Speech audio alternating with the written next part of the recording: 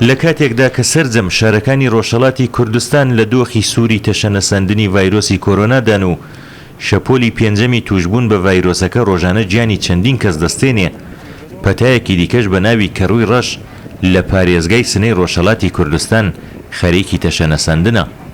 ڕێکخراوی مافی مرۆڤی هەنگاو لە راپۆرتێکدا ئاشکرای کردووە چەند هەفتەیەکە نەخۆشی کەڕووی ڕەش لە سنە بڵاو بووەتەوە و بەم هۆیەوە تا ئێستا 3 کەس سۆمای چاوەکانیان لەدەست داوە.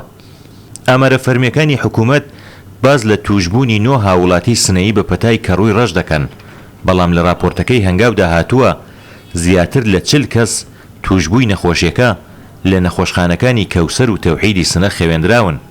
لەم ژمارەیەش 30 کەسیان لە نەخۆشخانەی تەوحید و لانیکەم 11 کەسیش لە نهۆمی شەشەمی نەخۆشخانەی کەوسەر خێوێنراون و ئەم دوو نەخۆشخانەیە بە تەواوی تایبەت کراون بە توشبووانی کۆرۆنا و کەڕووی ڕەش. بڵاوبوونەوەی پەتای کەڕووی ڕەش لە سنە لە کاتێکدایە کە دەرمانی ئەم نەخۆشیە لە نەخۆشخانەکانی ئەم پارێزگایە دەست ناکەوێ. بە گوتەی یەکێک لە کارمەندەکانی نەخۆشخانەی کەوسەر، نەخۆشخانەکەیان تەنیا بەشی 1 ڕۆژ دەرمانی نەخۆشیەکەی هەبووە و ئێستا تەنیا نەخۆشەکان لەژێر چاودێریدان و هیچ دەرمانێکی تایبەتیان نادەنێ. ئەمەش ناڕەزایی ژمارەیەک لە پزیشک و پەرستارەکانی ئەم نەخۆشخانەی لێکەوتوێتەوە.